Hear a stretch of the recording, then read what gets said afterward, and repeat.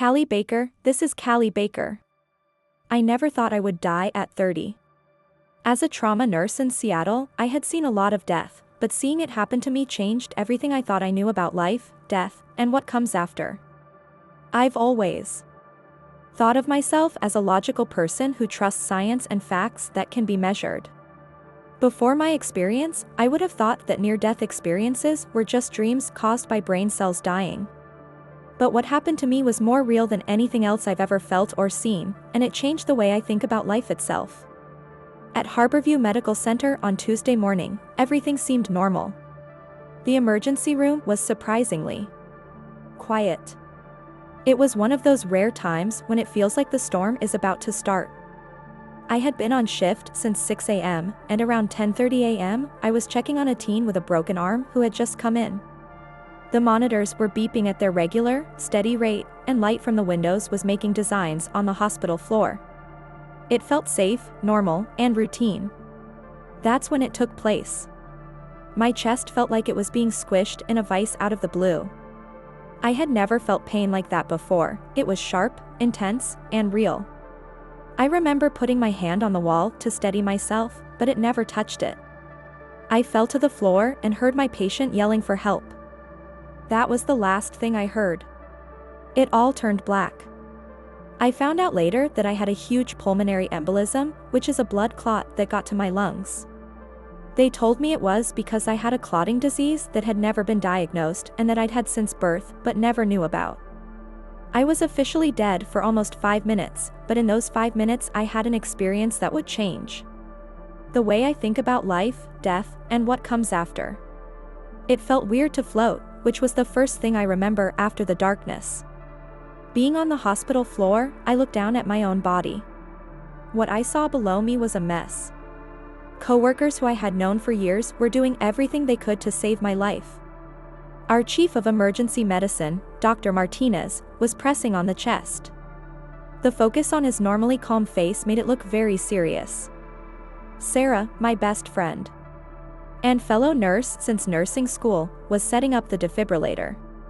She had steady hands, but tears were running down her face. I wanted to let them know I was okay, that the terrible pain was gone, and that I felt a strange peace. I tried to talk to them, but I couldn't. As they worked on my dead body, I called out medical terms that I had used a million times before. VFib, clear, and push one of the AP. It was strange to watch my own resuscitation. It was like watching a medical drama on TV, but I was the action and the audience. What struck me most about those times was that there was no fear at all. Even though I could see my dead body below, I felt at peace. It was like all the stress, worry, and anxiety that had been a steady part of my life had just gone away. I had a strong sense that everything was right and that I was exactly where I needed to be. After that, everything changed. I felt like I was being pulled out of the hospital room and into what looked like a light tube. The movement was so fast that it felt normal, faster than anything I had ever seen or felt. It got brighter, but it didn't hurt my eyes. It felt more like coming home after a long trip, warm and friendly. I began to notice something strange as I moved through this tube of light. My awareness was getting bigger. Things in my mind became clearer and deeper. Things that had always been hard for me became clear to me all of a sudden. Before, it was like I was seeing everything through a foggy window. Now, the window was clear. When I came out of the cave, I was in a place that can't be explained by words on earth. These are colors that don't exist in the real world. They were unlike anything I'd ever seen before. I could feel music in the air, and it was so beautiful that it made me cry. These weren't real tears, though. I became aware that I did not have a body anymore. I was instead just pure consciousness or awareness. That's when I saw him. Jesus stood in front of me, but not in the way that Christian art usually shows him. At the same time, his presence was intimidating and very familiar. He gave off such a pure and strong love that I fell to my knees, or at least that's how I felt, even though I wasn't there. The tube wasn't as bright as his light, but I wasn't scared to look right at him. His eyes held all the knowledge in world, as well as an endless amount of kindness that made me feel known and loved. He helped me get up and said, "Cordelia, there's something you need to see." He wasn't speaking to me physically, it was more like pure thought going straight into my mind. With a wave of his hand, the space around us changed, and I saw what I can only call the shocking truth about what happens to souls after death. Jesus told us that where we were was the third heaven, and it was so big it was hard to imagine. It was not limited by the rules of physics or the way we measure things. Instead, it looked like it was in more than one dimension at the same time, with different places or states of being overlapping and connecting with each other. Jesus explained that this is not the end heaven, but rather a place where souls go right after they die. Imagine it as a holy rest stop, a spot where you can heal, learn, and get ready for the next step. There were different parts of the realm, and each one served a different purpose for the souls that lived there. Jesus started to show me each area and tell me what it meant and how the souls inside them were doing. Everything I thought I knew about death and the future was put to the test by what I saw. I saw souls bathing in what looked like golden light in the first part, which Jesus called the gardens of peace. The way they looked made them look like they were deeply relaxed and happy. For many, it looked like they were in serious meditation or prayer. Others were just quietly taking in the beauty around them. The scenery was alive with colors and patterns that moved and changed based on what the soul felt and thought. Jesus said that these were the hearts of people who lived lives of love and service. While they wait for the final revival, they rest here, getting smarter and more at peace. During their time on earth, they were kind, caring, and truly wanted to help others. They are now enjoying the first results of their good deeds. I saw that these souls seemed to shine with their own inner light. Some looked brighter than others. Jesus answered my unsaid question by saying that the brightness you see shows how much they let God's love work through them while they were on earth. But even now, as they learn more about divine love and grow closer to it, they keep getting brighter.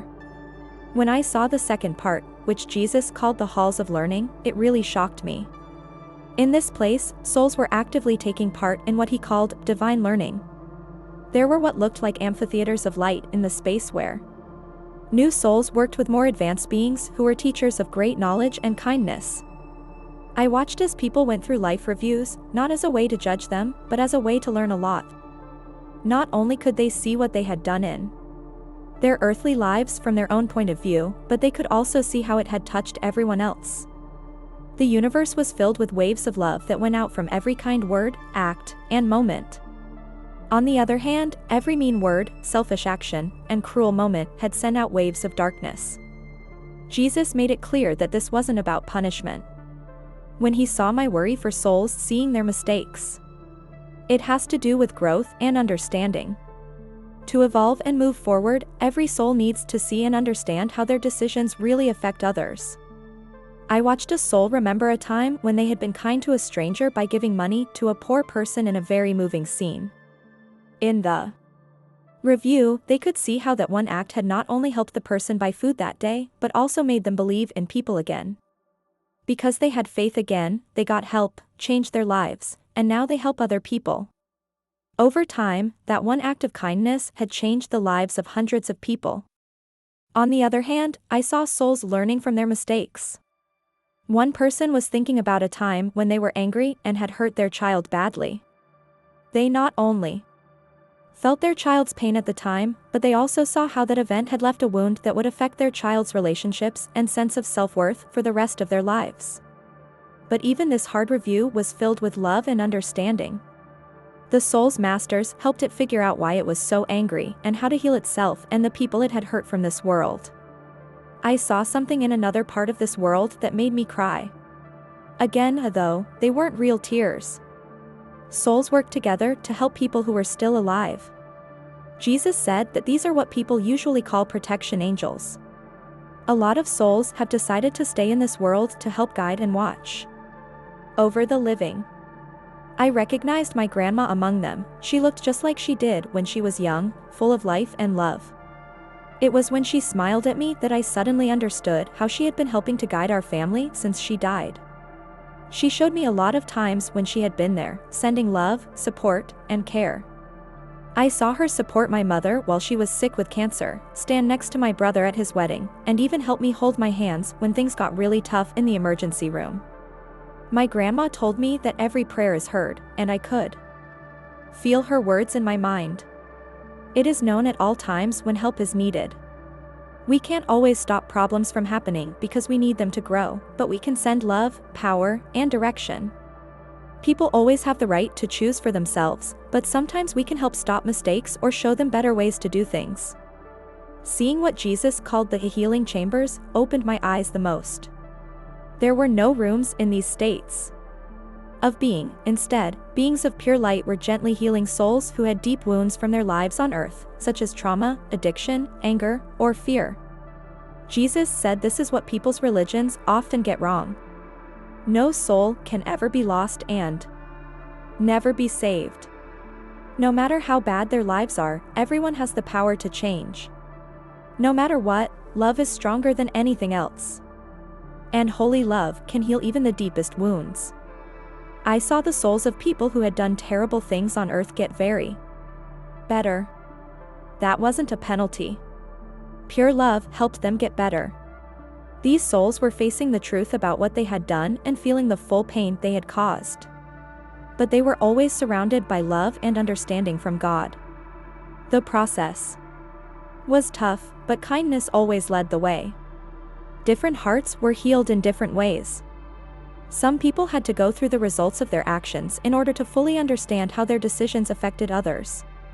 Others needed to get back in touch with the divine love they had blocked out while they were on earth. Still, other people had to get over their own pain before they could start to fix the problems they had caused. Jesus showed me how souls talk to each other in this world, but not with words. They do it through pure feeling and thought. I saw beautiful reunions between family members who had been split by death, but these were not just normal family reunions. Souls who had been enemies in life were getting along again because they saw the bigger picture behind their fights on earth. Everything they did was based on the truth. In this world, it was impossible to lie or trick someone. Jesus told them, "That time doesn't work the way you know it here." Healing and progress that might seem to take hundreds of years can happen in what the earth calls moments. Each soul moves forward at the exact speed they need to. Then he showed me something that made me question everything I thought I knew about death. In one place, souls with more advanced levels were actually making new worlds. Jesus revealed that these souls have learned enough to help God create the world. I was amazed as these beings worked with pure energy to help create new worlds and life forms, and even to help guide the growth of planets that were already there. Jesus said that Earth is just a small school in a very big world of learning. Souls can grow and change in a huge number of worlds and dimensions. The universe you see and touch is only the start. He then showed me something that broke my heart. A place where souls had decided to stay in the dark. This place, in contrast to the others, felt cold and alone. Jesus said that these souls have not yet chosen to be loved and healed. But pay close attention. I saw beings of light loving these souls all the time, never letting up or condemning them. Jesus said this is real love from God. It doesn't force or judge, but it also doesn't give up. Every soul, no matter how lost, will find its way back to love in the end. The question is not if, but of when. Then Jesus told them something very important about how things are now on earth. He said that people are at a changing point. What people do now will have a big impact on the future. But don't forget that everyone has free will. The future isn't set in stone. He gave me examples of possible futures. Some are so beautiful it's hard to imagine. Others are very upsetting.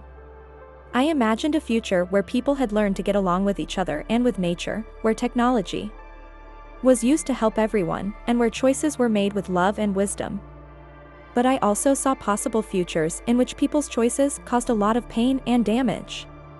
Love is the key, he said. Love that does things, not just feelings. Not only does every act of kindness, every moment of forgiveness, and every choice For peace over conflict change a person's mind, but it also changes the future of all people. At that point, Jesus showed me something that amazed me, the web of all life. Every soul was linked to every other soul, and every action had an effect on the whole. Love was the thing that held everything together. He said this was why forgiving is so important. Giving forgiveness to others helps you heal, and it also helps heal the whole world. I saw how prayers and love thoughts change the world around them by making patterns of light. I saw praying people on earth send prayers for their loved ones and saw beings of light receive and answer these prayers. There were times when the solutions came out of the blue, but every sincere prayer was heard and answered. Jesus gave me a job when he told me it wasn't my time yet. He told them to tell them what they saw.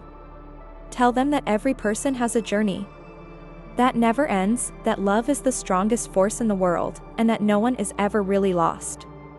Before I went back, Jesus told me one last truth that really hit me hard. He said, the biggest illusion is the idea that you are separate. All souls, all beings, and everything in the universe are linked in ways that your brains on earth can barely grasp. You love yourself as much as you love other people. You hurt yourself when you hurt other people. This is why love and forgiveness are so important. It is these forces that heal not only individual souls but also everything in the world. He showed me that every loving action makes waves of light that go through all of reality and heal and improve everything they touch. On the other hand, acts of hate and fear make shadows that must be changed by love in the end.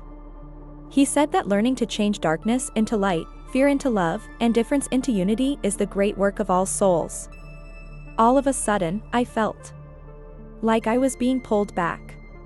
Remember that love is more than just a feeling, it's a choice that has to be made over and over again in every moment. That's the last thing I heard Jesus say. I screamed awake on the hospital floor, where my coworkers were all around me. The third shock from the defibrillator had just been given. The hospital records showed that I had been dead for 4 minutes and 52 seconds. But those minutes held a lifetime's worth of knowledge. I've not been the same since that day. I'm not afraid of death anymore, but I value life even more. I believe that everyone is a soul on a path who needs love and understanding.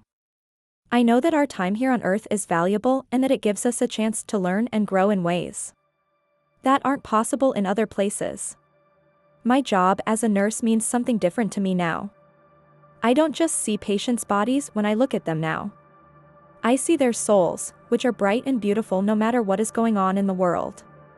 I understand that healing is more than just the body. It's also about the soul. When things are just right, I can sometimes even feel the beings of light that help guide and comfort both patients and healthcare workers. The most important thing I learned is that the things that dead people are doing now are much more beautiful and useful than most of us think.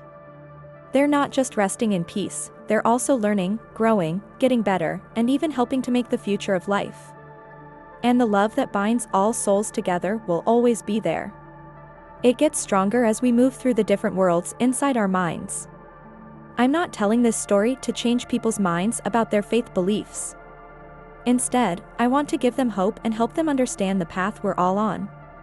Even if you don't accept what I say, I hope you can get this one important truth from it.